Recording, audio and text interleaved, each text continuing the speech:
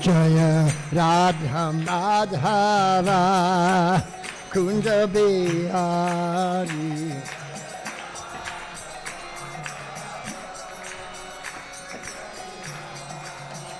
Jaya Radha Madhava Kunja Bihari.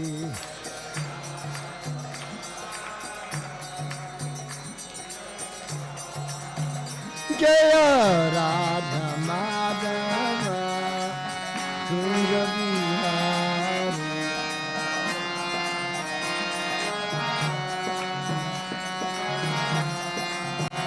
Jai Jai Radha Madhava Kunja Bihari.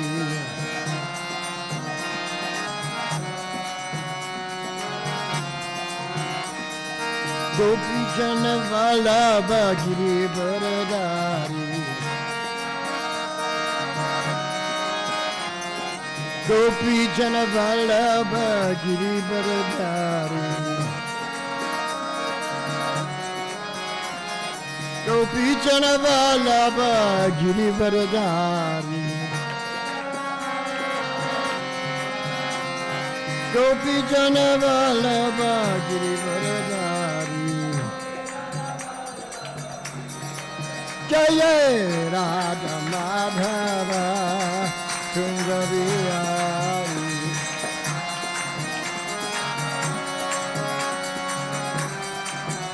Jaya Radha Madhava Kunja Bihari.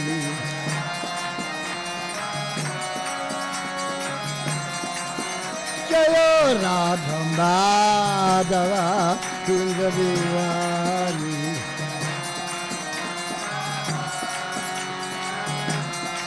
Yashodanandana Braja Jana Ranjana. Yashodanandana Braja Jana Ranjana. Yashodanandana Braja Jana Ranjana. Yashodanandana Braja Jana Ranjana. Yashodanandana Braja Jana Ranjana. Yashodanandana Braja Jana Ranjana.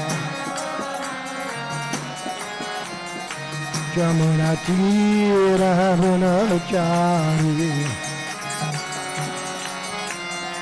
Jamuna Tira Vanachari. Jamuna Tira Vanachari. Jamuna Tira Vanachari. Jamuna Tira Vanachari. Jamuna Tira Vanachari. Jamuna Tira Vanachari. Jamuna Tira Vanachari. Jaya Radha Madhava Kunja Bihari.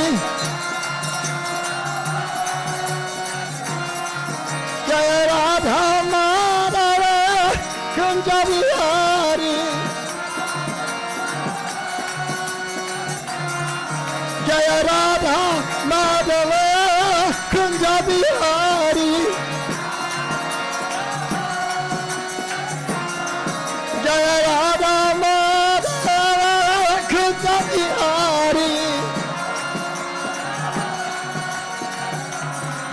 Hare Krishna, Hare Krishna, Krishna Krishna, Hare Hare, Hare Rama, Hare Rama, Rama Rama, Hare Hare.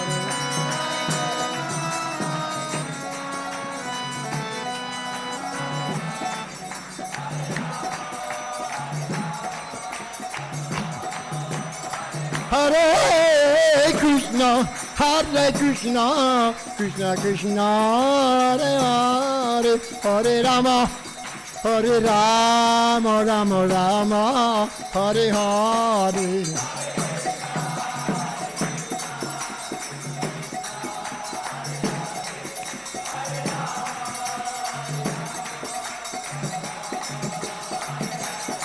Hare Krishna, Krishna Krishna, Hare Hare, Hare Rama, Rama Rama, Hare Hare.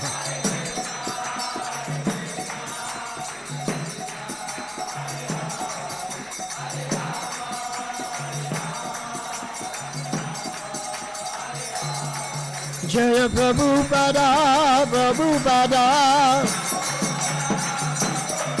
Jaya Prabhupada, Prabhupada. Srila Prabhupada, Srila Prabhupada. Srila Prabhupada, Srila Prabhupada. Jaya Prabhupada, Jaya Prabhupada. Jaya Jaya Jaya Jaya Jaya Prabhupada, Prabhupada, Prabhupada, Prabhupada.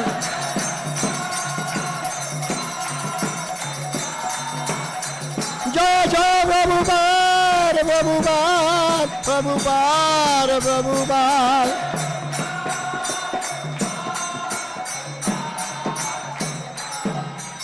Srila Prabhupada ki Gaura Premanande.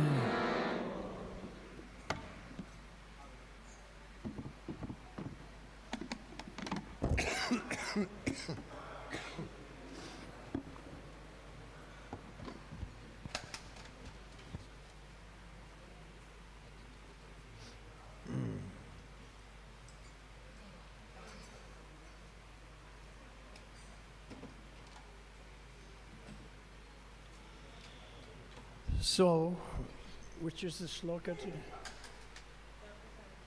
I cannot see.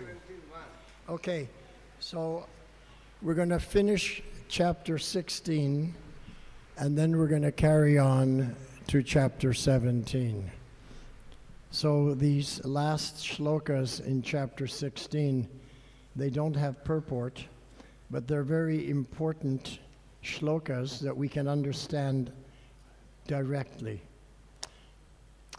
Om Namo Bhagavate Vasudevaya.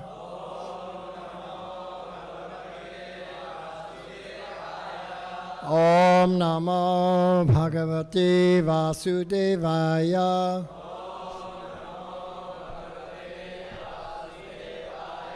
Om Namo Bhagavate Vasudevaya.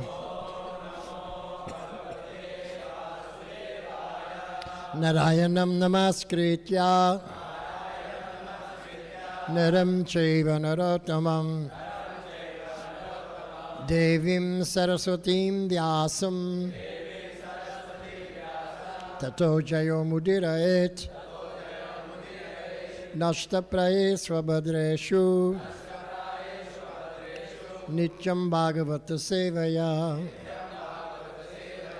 Bhagavat Yuttama Shloke Bhaktir Bhavati Naistiki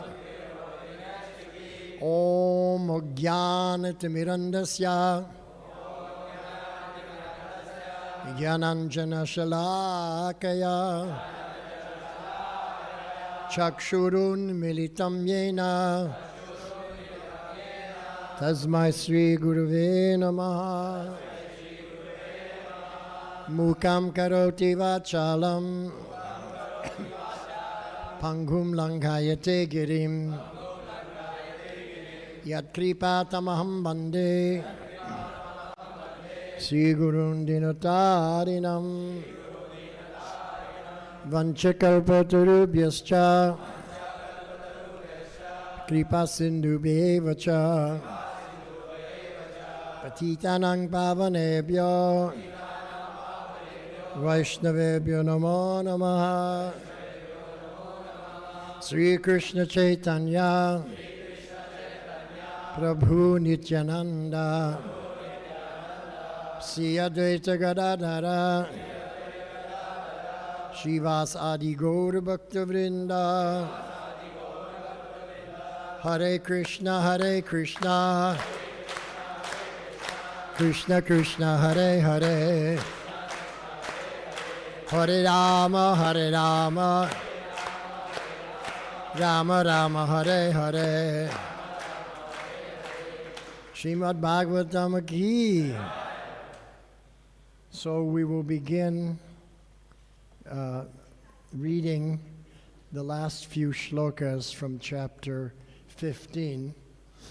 And this chapter is very important because King Chitraketu, he meets the Supreme Lord. The Supreme Lord came and gave his darshan directly to Chitraketu. This is a very special person, so let's listen carefully. So in this shloka, text number 59, the Supreme Lord is speaking and he's instructing, giving direct instructions to Chitraketu.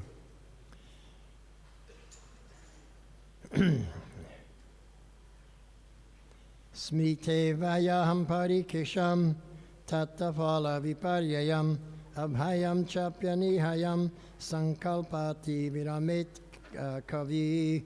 Translation by His Divine Grace, Srila Prabhupada.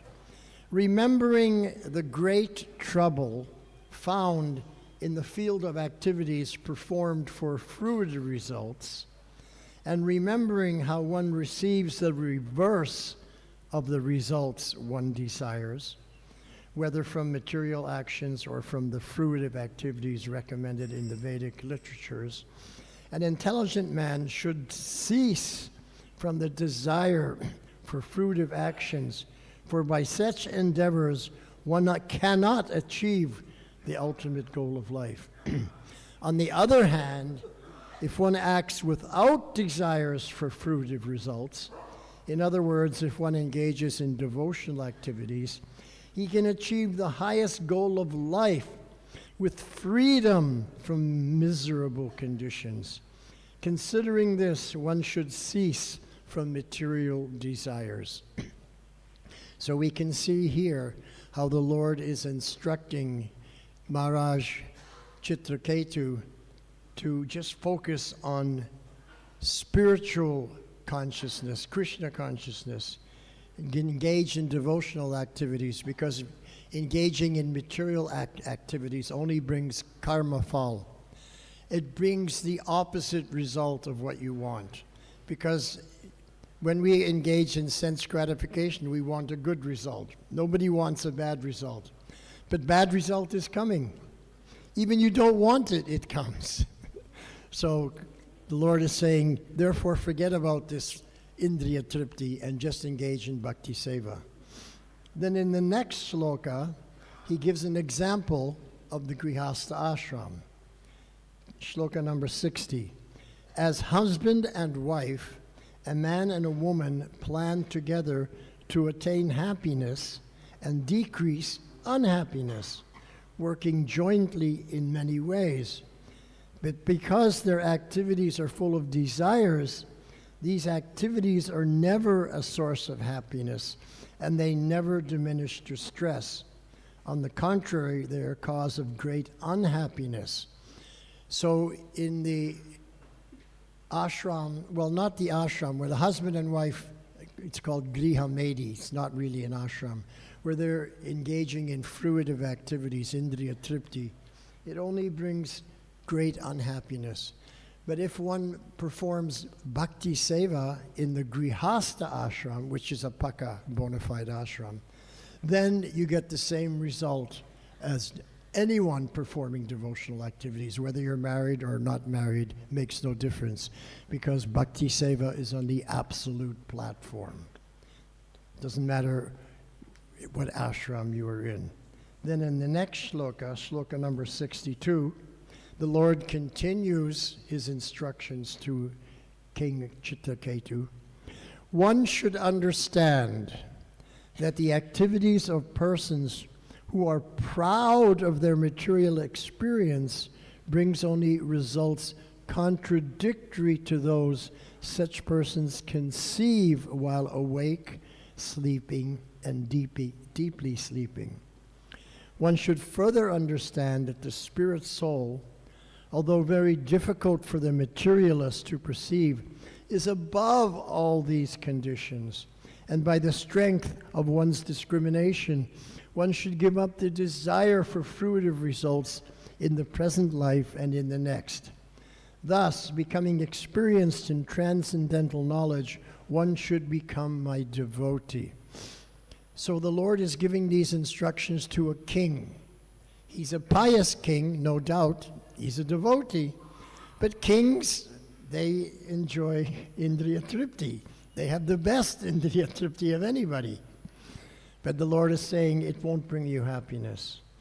But if you become a devotee, whether you're a king or not a king, then you will get the ultimate goal. Transcendental knowledge and transcendental service. We can give an example from our own Sampradaya, Bhaktivinoda Thakur. Bhaktivinoda Thakur had 14 children, 2 wives and 14 children. But he was a devotee. So whatever engagement he was involved in as a grihasta, it was transcendental. So Bhaktivinoda Thakur is the perfect example. It doesn't matter what ashram you're in. If you're performing bhakti seva for the Lord, everything you do is on the transcendental platform. Even Srila Prabhupada had 5 children, but that didn't stop him from becoming the Sampradaya Acharya for this age. He got the mercy of the Lord because he was always engaged in devotional service, bhakti seva. So in the next shloka, the Lord says to Chitraketu, persons who try to reach the ultimate goal of life must expertly observe the Supreme Absolute Person and the living entity who are one in quality in their relationship as part and whole. This is the ultimate understanding of life. There is no better truth than this. So here the Lord is saying that the devotee, we may just be a simple devotee in an Indian body or American body, but there's no difference between that us in our conditional body and the Supreme Personality of Godhead in quality.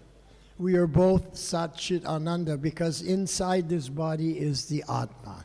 So the Lord is speaking about Atma Tattva. So it doesn't matter what the external body is. Could be male, could be female, could be black or white, Hindu or Muslim, Indian or American. Doesn't matter because inside every body is that Atma. And that Atma is of the same quality as its Paramatma, Krishna. And the Lord says there's no better truth than understanding this.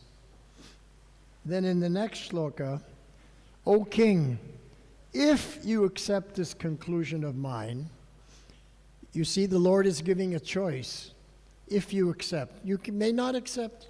The Lord doesn't force. And that's one thing that Prabhupada taught me. He said, love means no force. And Krishna loves everyone, so there's no force. He also says in the Bhagavad Gita, Arjuna, have you heard attentively what I've said to you? Now you act according to your own understanding. So here the Lord is also saying, O king, if you accept this conclusion of mine, being unattached to material enjoyment, adhering to me with great faith, and thus becoming proficient and fully aware of knowledge and its practical application in life, then you will achieve the highest perfection by attaining me. So the Lord is saying you become unattached to material enjoyment. We're not attached to it. It comes, we accept it. Doesn't come, we accept. It's not that we're super happy if we get material enjoyment and very unhappy if it doesn't come. That's attachment. But we remain the same whether we get a crore of rupees in my bank account, or my bank account becomes overdrawn and there's zero in there, I'm still the same. This is called unattached. So we have to become unattached. And if we can apply this in our life, we will achieve the highest perfection by attaining Krishna. This is what the Lord is saying. And then finally, in the last shloka of this chapter, Sri Sukadeva Goswami sums it all up.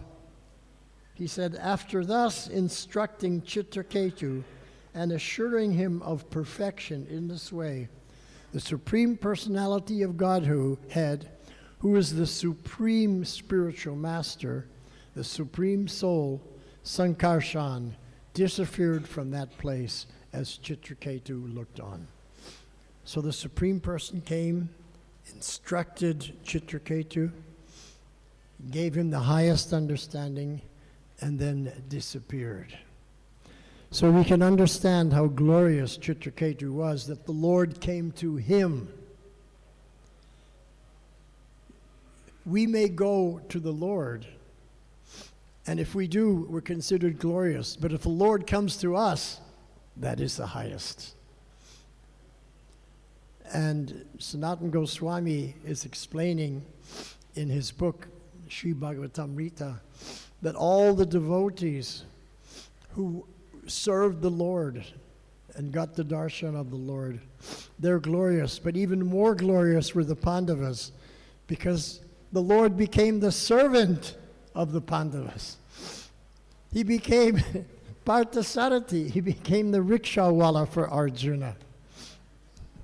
Yeah, rickshawala. That's what we say today. In those days, they said Sarthi-wala. But it's the same, chariot or rickshaw, same. You're the driver. Krishna became the driver for his devotees. So Chitraketu is given the highest darshan, the highest understanding. And now in the next chapter, 17, Parvati Mataji curses Chitraketu. Oh my God, what happened? What did Chitraketu do that he got cursed by Parvati Devi? So Srila Prabhupada, he gives an introduction for this chapter, so we'll briefly read this introduction to get an overview of this chapter. The 17th chapter is summarized as follows. This chapter describes Chitraketu's receiving the body of an asura, or demon, because of joking with Lord Shiva. So after personally talking with the Supreme Personality of Godhead, King Chitraketu enjoyed life in his airplane with the women of the Vidyadhara planet. Engaging in the congregational chanting of the glories of the Lord, he began flying his plane and traveling in outer space. One day, while traveling like this, he wandered into the bowers of Sumeru mountain, where he came upon Lord Shiva embracing Parvati, surrounded by an assembly of siddhas, charanas, and great sages. Seeing Lord Shiva in that situation, Chitraketu laughed very loudly, but Parvati became very angry at him and cursed him. Because of this curse, Chitraketu later appeared as the demon Vritrasura. Chitraketu, however, was not at all afraid of Parvati's curse, and thus he spoke as follows. Everyone in human society enjoys happiness and distress according to his past deeds, and in this way travels in the material world.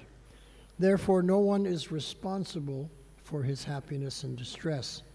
One is controlled by the influence of material nature in the material world, yet one thinks himself the doer of everything.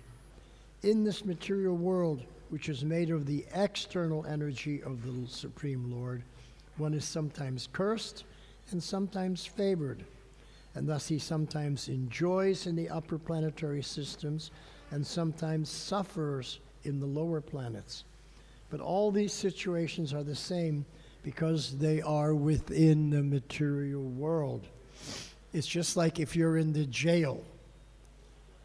Some people commit great crimes, they're put in the jail. Sometimes they're locked in the cell. Other times they come out to the hall for eating their lunch or dinner. Other times they go out in the yard to get some exercise and they see the sun. But they're in the jail. No matter what they're doing, it's all within the jail. Similarly, no matter what we're doing, it's all within the material world. And the goal of the person in the jail is to get out of the jail. And the goal of the person in the material world is to get out of the material world. That is our goal. So sometimes the material world is explained as a jail. For the non-devotees, the material world is like a jail. They're locked up in this material world, they can't get out, and they go through samsara, punarjanma, still in the jail. But for the Vaishnavas, the devotees, the material world is described as a hospital.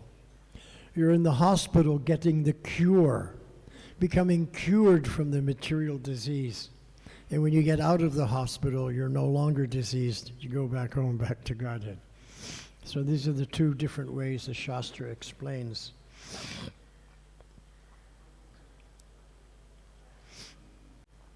So when Chitraketu spoke in this way, all the members in the great assembly in which Lord Shiva and Parvati were present were astonished. Then Lord Shiva began speaking about the devotees of the Lord.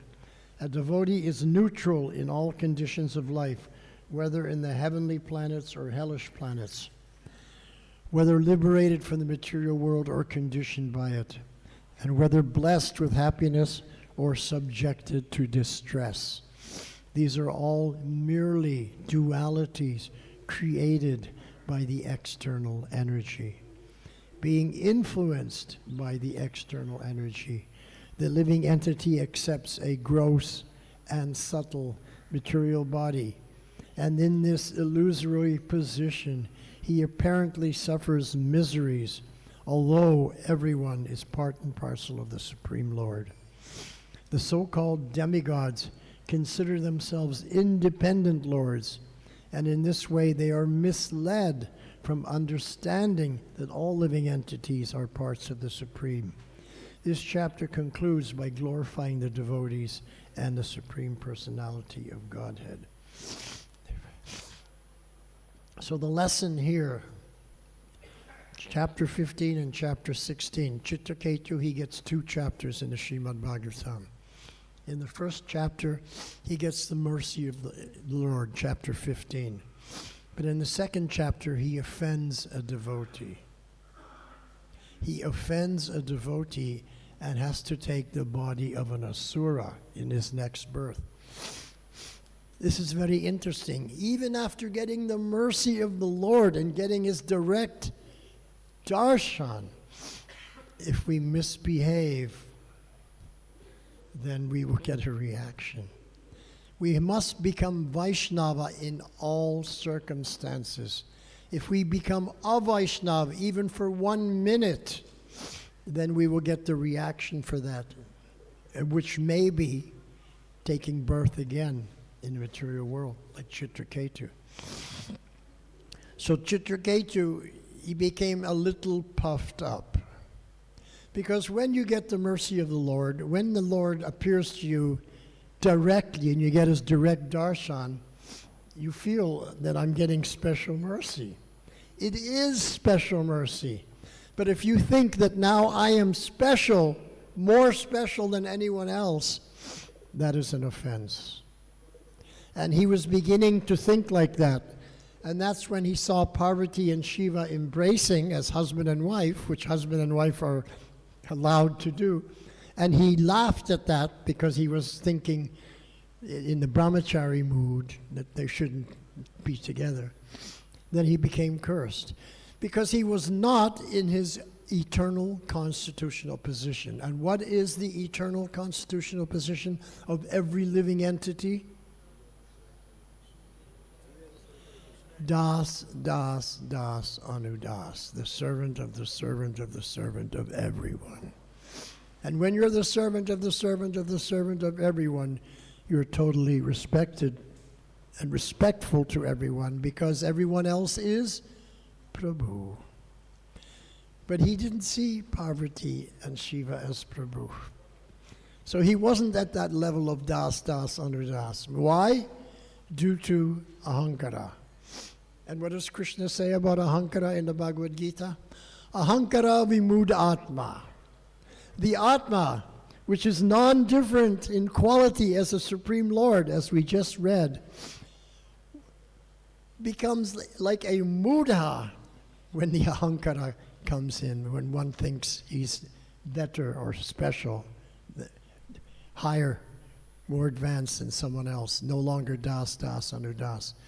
Then that atma behaves like a mudha. Ahankara vimudatma. So we want the atma to always be das anudas. So this shloka, the first shloka, Shri Shuka Uvacha, is that the one up there? No. Yes? Okay. Yatyas Shri Shuka Uvacha Yatas Chantarito Nantas Tasyai Kritva Dishe Namaha Vidyadaras Chitra Ketush Chachara Gagane Charaha Shri Shuka Uvacha Yatyas Chantarito Nantas Tasyai Kritva Dishe Namaha Vidyadaras Chitra Ketush Chachara Gagane Charaha Shri Shuka Uvacha Yatas Chantarito Nantas Tasyai Kritva Dishe Namaha Vidyadaras Chitra Ketush Chachara Gagane Charaha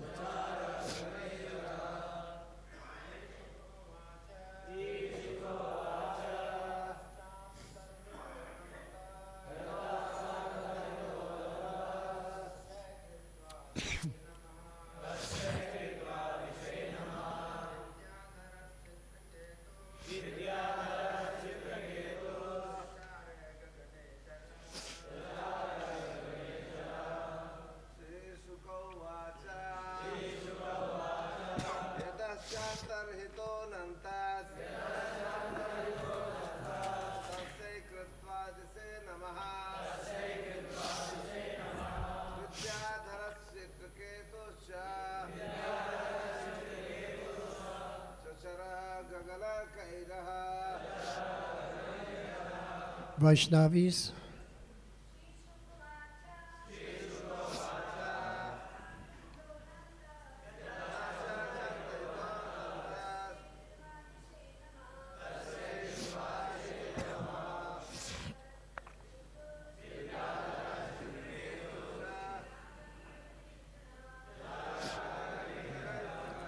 Shri Shuka Uvacha.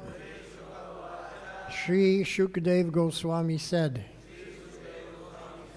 Yata, in which direction?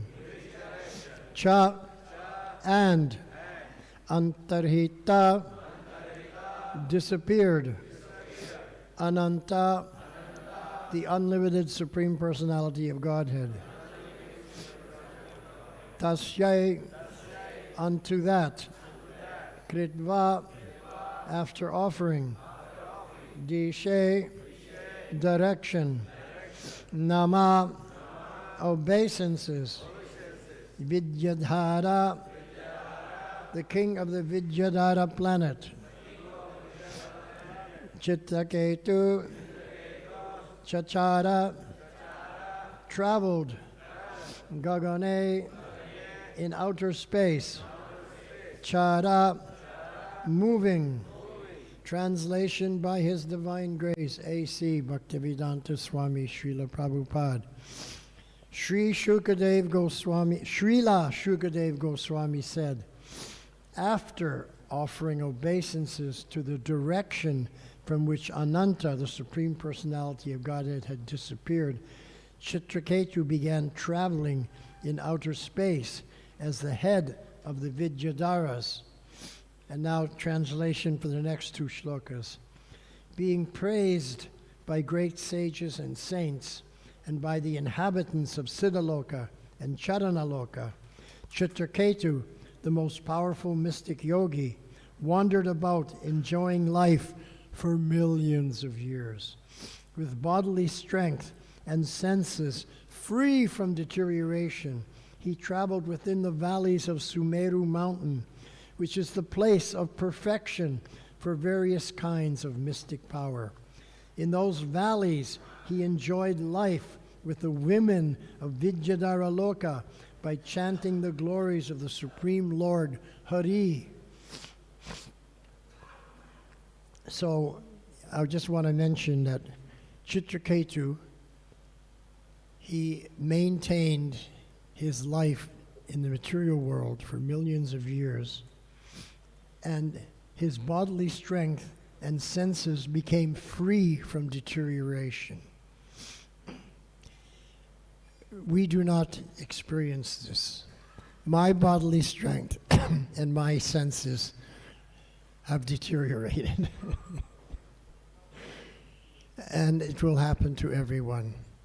I remember this directly when Prabhupada, at the very end in Vrindavan, before he left his body, he was lying on his bed, and he said, "Don't think this won't happen to you."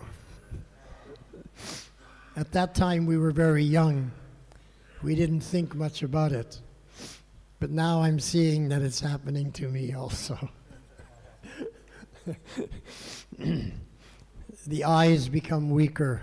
The hearing becomes weaker. The breathing becomes more difficult. Sometimes I have difficulty breathing at night. And for a singer, this is not good. You need the breath.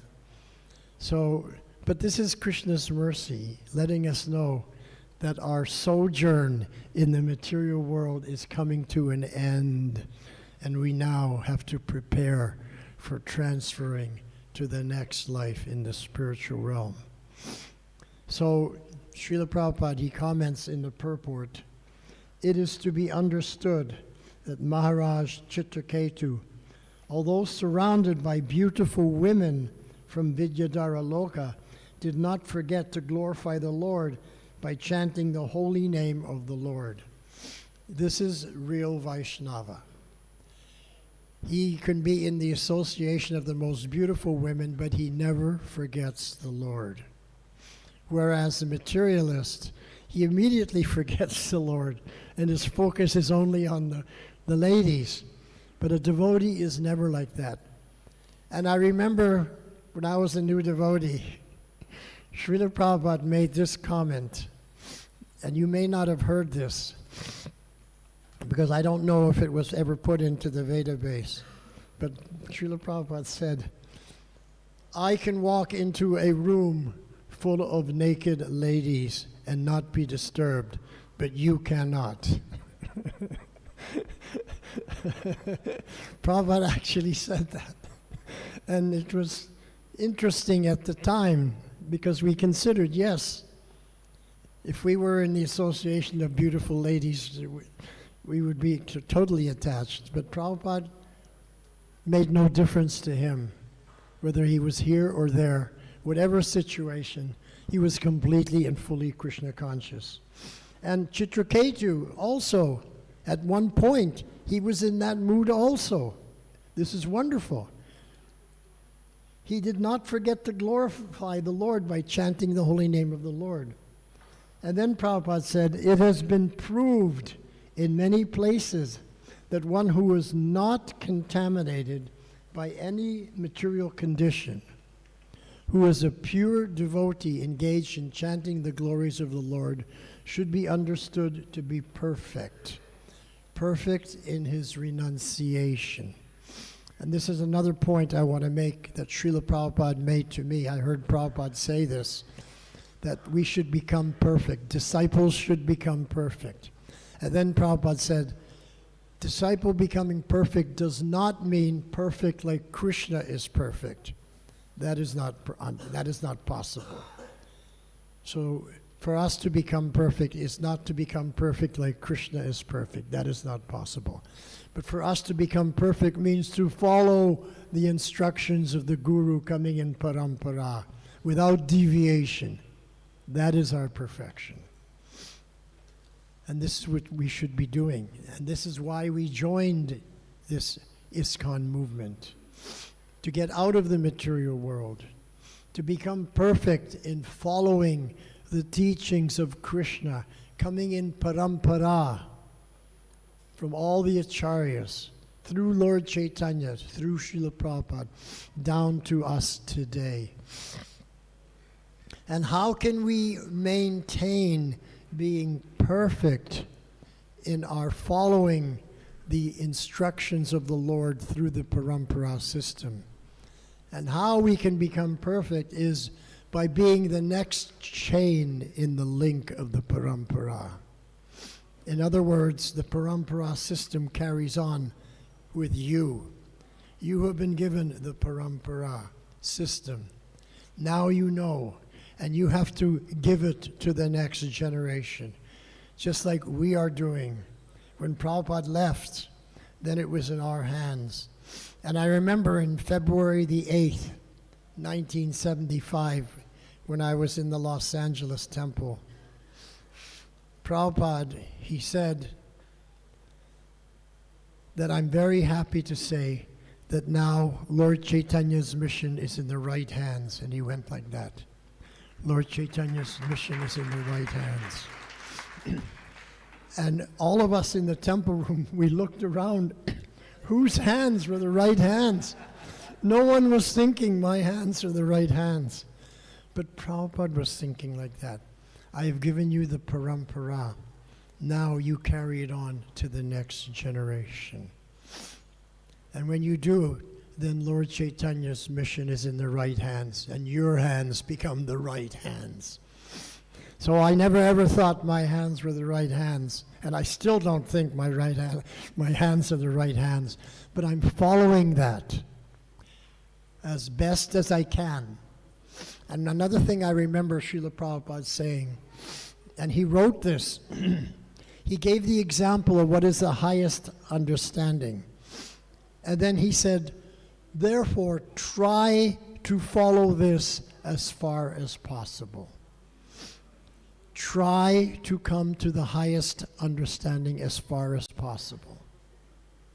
He didn't say, if you don't come to the highest understanding, you're bogus, you're Maya. He didn't say that. He encouraged us, try to come to the highest standard as far as possible.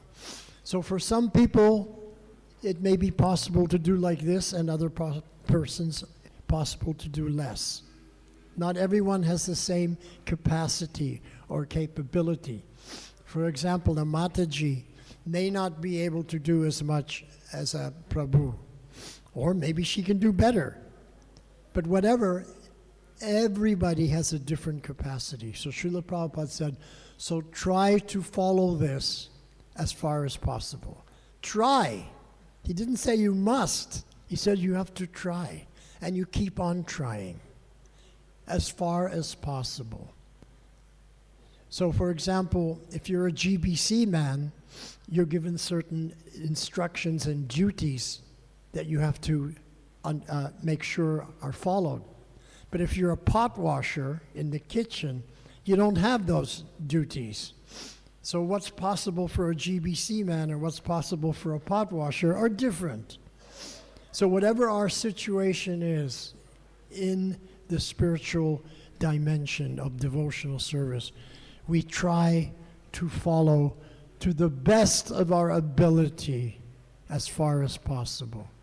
And we want to try our best because Krishna is worthy of receiving our best. If anybody is worthy of receiving our best, it's Krishna. No one else is worthy of receiving our best except Krishna. And we give our best to Krishna through the spiritual master. My dear Guru Maharaj, I'm doing my best. You please offer my best to Sri Krishna Bhagavan. So we have someone on our side. The Guru is our person. And Prabhupada gave a very nice example of this.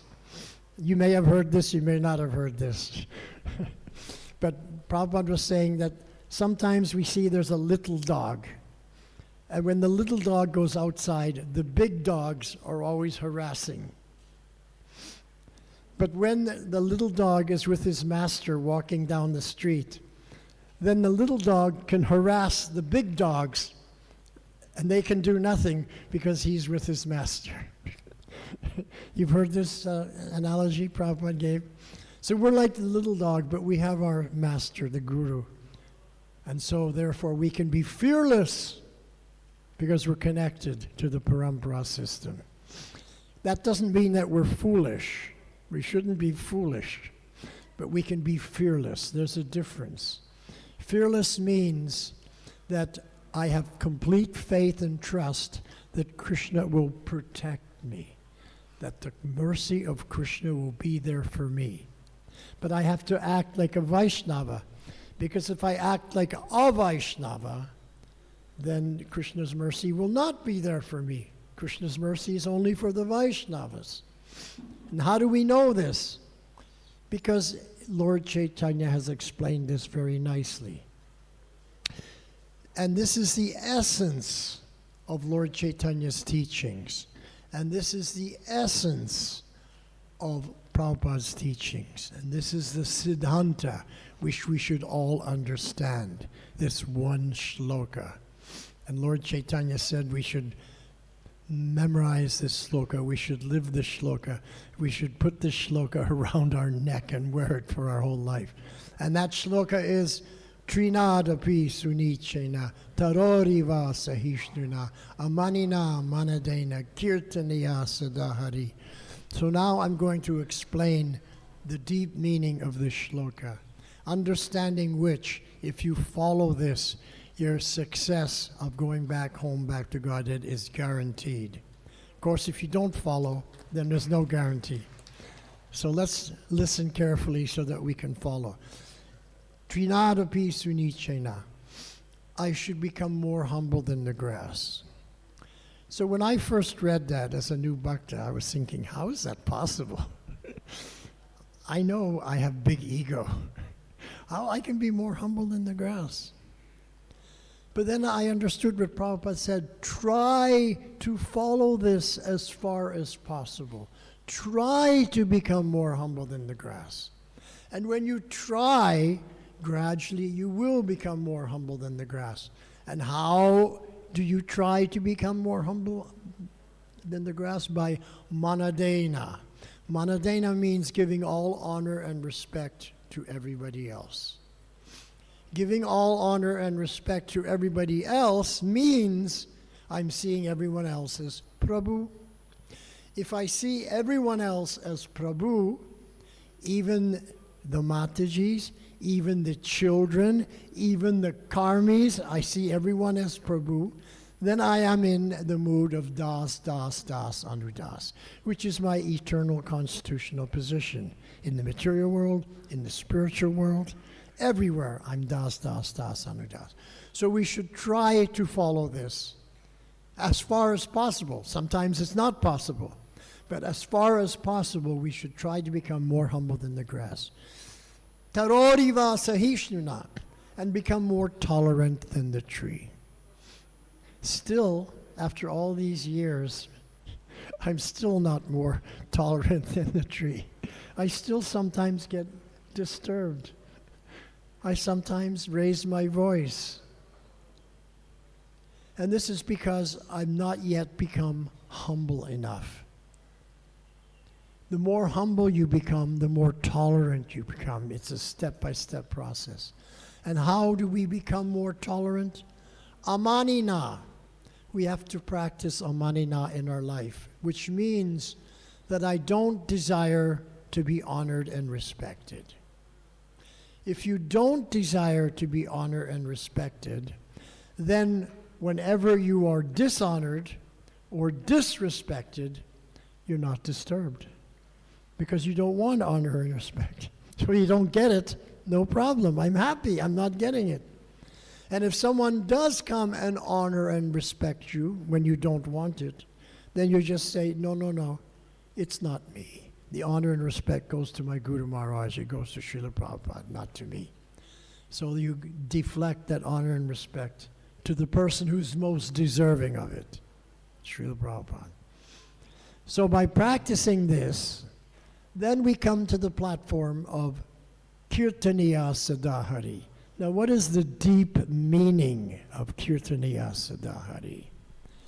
Now, the surface meaning of Kirtaniya Sadahari means that I always chant Hare Krishna. But what does it mean to always chant Hare Krishna? Because Sada, when Krishna says Sada, when Lord Chaitanya says Sada, they don't mean in the material world. They mean forever and ever, eternally, in the spiritual world also. So Kirtaniya Sadahari means that you're going to always be able to chant in the material world, in the spiritual world, wherever you are, just like Chitraketu was doing, in any situation. But if we don't follow Trinadapi Sunichena, if we don't follow Taroriva Sahishnudha, if we don't follow Amanina Manadena, then Kirtaniya Sadahari may not happen. Why it will not happen? Because Krishna will not accept our kirtan. Why would Krishna not accept my kirtan? Well, if my kirtan is in the wrong mood, ahankara, then I'm singing like a muda. Why Krishna should accept that muda kirtan? Or if I'm singing to attract attention, I want to be more important than everyone. I'm not das, anudas. Why Krishna would accept that kirtan? Or if I'm doing it to attract the most beautiful lady so I can enjoy material sense gratification, why Krishna should accept such false kirtan, which is full of maya. So Kirtaniya Sadahari means Krishna accepts our kirtan because it's humble, it's pure. And we have seen in our movement over the 50 years that I've been in this movement, people that were chanting Hare Krishna, they are no longer chanting Hare Krishna. Some of them were leaders. Some of them were sannyasis. Some of them were GBCs. We followed them. They were our leaders. But now they're back in the material world because Krishna did not accept their kirtan. So they couldn't do Kirtaniya Sadahari. So we have to ensure that Krishna is going to accept our chanting. Therefore, we must try as far as possible to become humble, to become tolerant, to honor all others, offer everyone else honor and respect, and not desire that I should be honored and respected. In the material world, everyone wants to be honored and respected. This is what they want. But Vaishnavas don't want that. They want to honor and respect everyone else. This is das, anudas. So this is the deep meaning. So what happened to Chitraketu? He was at the platform of das, anudas, but then he became a little puffed up. He forgot to be das, anudas. When he met Parvati and Lord Shiva, and he found what he thought was a fault. Now, if you're in the mood of das, anudas, you don't find other people's faults. You only find your own faults. And this is another thing Prabhupada taught me. We don't use the philosophy to find the faults of others. We only use the philosophy to find our own faults. So Chitraketu, he saw Shiva and Parvati embracing, and he thought, oh, they're not unattached. And so he laughed, but not to himself, loudly, so that everybody else could hear. This was offensive. It was an offense. And because of that offense, he had to take birth as an asura. Now, I don't know what I did in my last life. According to Shastra, if I take up devotional service in one life, it means that in a previous life, I already had connection to Bhakti Yoga. So maybe I had connection in my past life. Many people have said like this to me. But then why was I born in an atmosphere of demoniac family life in the Western world?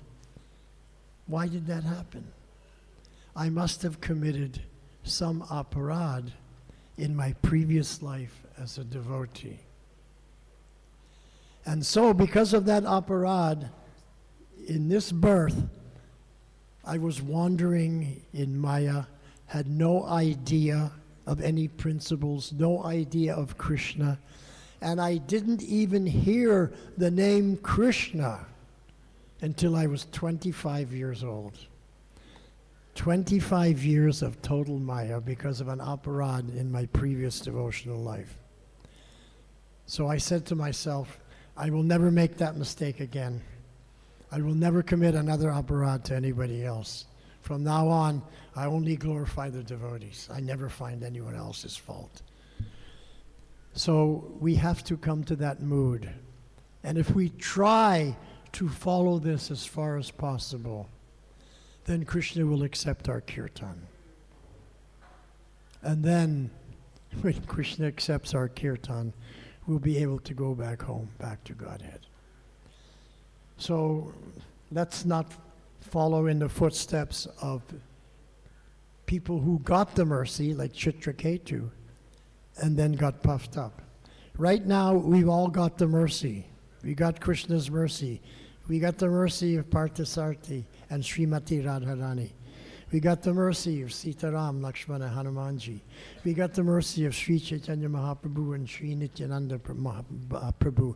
We got the mercy of Prahlad Nrsimha, Lakshmi Nrsimha. We got the mercy of Srila Prabhupada and the whole Parampara system. Let's not make a mistake like Chitraketu. Let's not find anyone else's fault, only my own fault. And in this way, Kirtaniya Sadahari, Krishna will always accept my kirtan, and I will be able to go back home, back to Godhead in this life.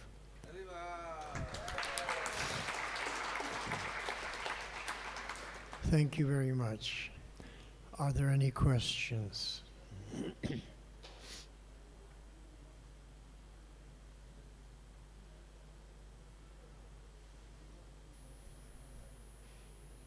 accepted your instruction.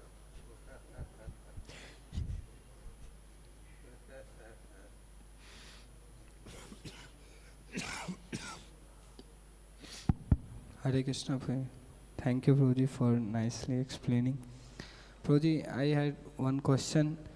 What is the relation between Harinam and the holy name and chanting the holy name and reading Bhagavatam? If you can explain. What is the difference between chanting the holy name Relation between. and reading Srimad Bhagavatam? That is your question? Yes, Prabhuji. Okay. The answer is Achintya Beda Beda Tattva. It's simultaneously non-different and different. It's non-different in that it's both transcendental knowledge. It's different in that the Bhagavatam gives an overview of all the pastimes of the pure devotees. And it gives us entry into the lives of the pure devotees. The problems they had, the mistakes they made, how they became purified, how they went back to Godhead. It's very instructive to hear from the lives of others. Whereas chanting the holy name is for my benefit. If I'm speaking, you're speaking about japa? Yeah, japa is for my benefit. Now, you asked what is the difference between the Bhagavatam, reciting Bhagavatam, and chanting japa. So there's no real difference because the goal is the same. By chanting japa and by studying Bhagavatam, we can go back home, back to Godhead. Because the number one thing, the number one activity in chanting japa is Shravanam. The number one thing in studying Srimad Bhagavatam is Shravanam. We're hearing, we're learning, we're studying, we're becoming purified. Shravanam and then Kirtanam. So I can read Srimad Bhagavatam and it's Shravanam. Why is it Shravanam? Because Prabhupada spoke these purports into a dictaphone. He spoke them, and then they were transcribed and put into written language.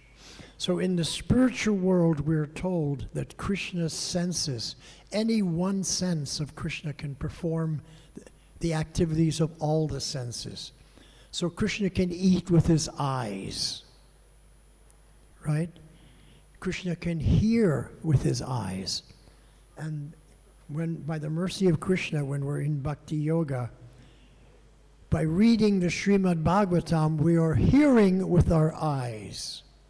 We're also hearing with our eyes because Prabhupada spoke these purports.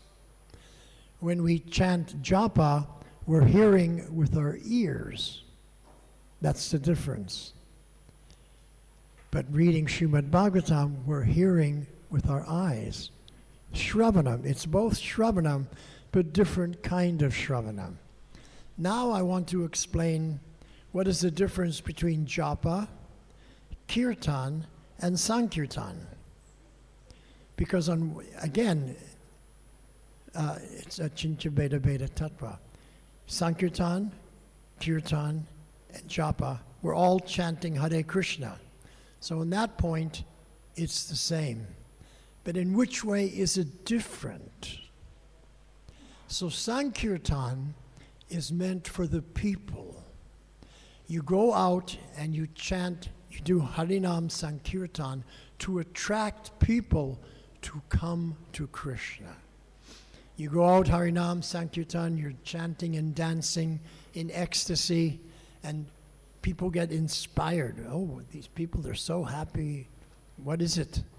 So you're doing it for the people to bring them into Krishna consciousness, to bring them back to the temple, so that they can again take up the activities of Bhakti Seva. And now Kirtan, what is Kirtan?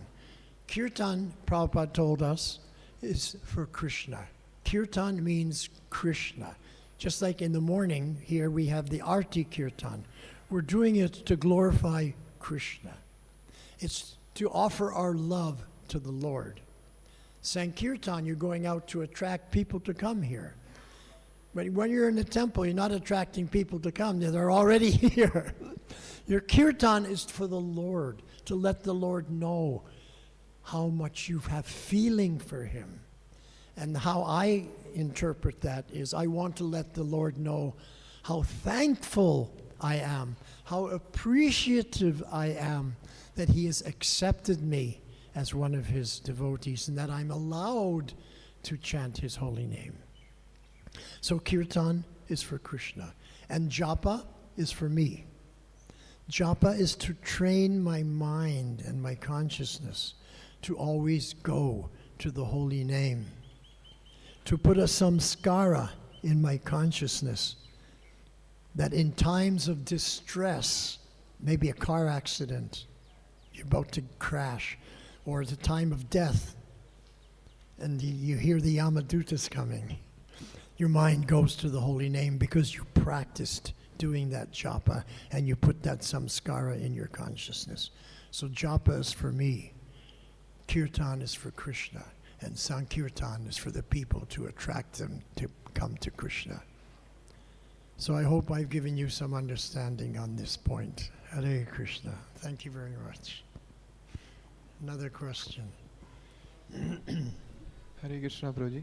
Prabhuji, if someone is acting like an authority, then he needs to correct as well and find mistake as well. So is it all right? Okay, I always get this question. And here's the point to understand. There's a right way, and a wrong way to do everything. Whether you're in the material world or whether you're in ISKCON, there's a right way and a wrong way to do everything. I gave the example earlier. What is the wrong way to chant the holy name? The wrong way is to attract attention to myself for prasishta, or to get sense gratification, or to be recognized as special. This is the wrong way. Krishna won't accept that. We have to become humble. So there's a right way and a wrong way to instruct other devotees also. So I may be a temple president or a bhakta leader or whatever, GBC man. The wrong way to instruct people is to say, you're in Maya, what you did was very bad. And you make them feel very hurtful. That's the wrong way. Because we're das, das, das, anudas. We have to always glorify. So the right way to correct people is to say, my dear Prabhu, what you just did is not up to your standard. I know that you have a very high standard of devotional service, and I know that you can do much better. But on this particular point, you didn't come up to your own high standard.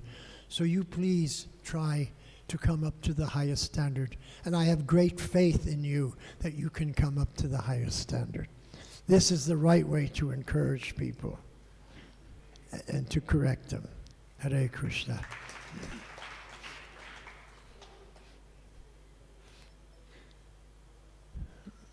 Yes.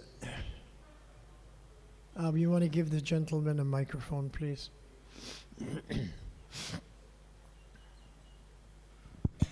Hare Krishna, Prabhuji. Thank you for the nice lecture. Prabhuji, my question is, you said that we should try to the best of our capacity and not... Prabhupada said that. Yes. I'm just repeating what Prabhupada said. Yes. Okay? And you said that not everyone has equal capacity. So how we identify that what is actually our capacity? Or we are not underperforming, or we are not underestimating our capacity? What is he saying? We're not what? He's saying that how can we judge that we are not performing up to our capacity? How can we judge whether we're doing our best or not? You know it. You know you're not doing your best. We can never do our best. Because tomorrow we can always do better. 5 years from now I can be more advanced. 10 years I can be more advanced. I can always do better.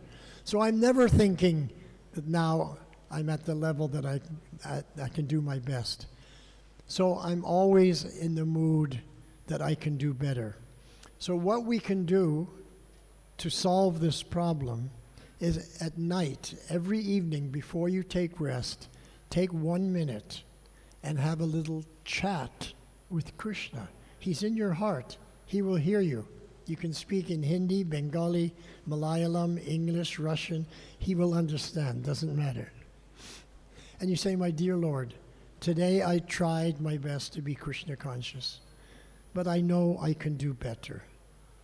Please help me tomorrow to try and do better. And every night you say that to the Lord. Tomorrow I will try to do better. Please help me. So that's what Prabhupada is saying. Try to do better as far as possible. So as far as possible, you're doing your best, but now I'm asking Krishna, please help me to do better tomorrow. So in this way, I keep making advancement. It's like walking up the steps. You're taking another step closer and closer to Krishna. The stairway to Goloka. Hare Krishna. Did I answer your question? Yes, Prabhuji. Hare Krishna. Thank you very much. Srila Prabhupada ki.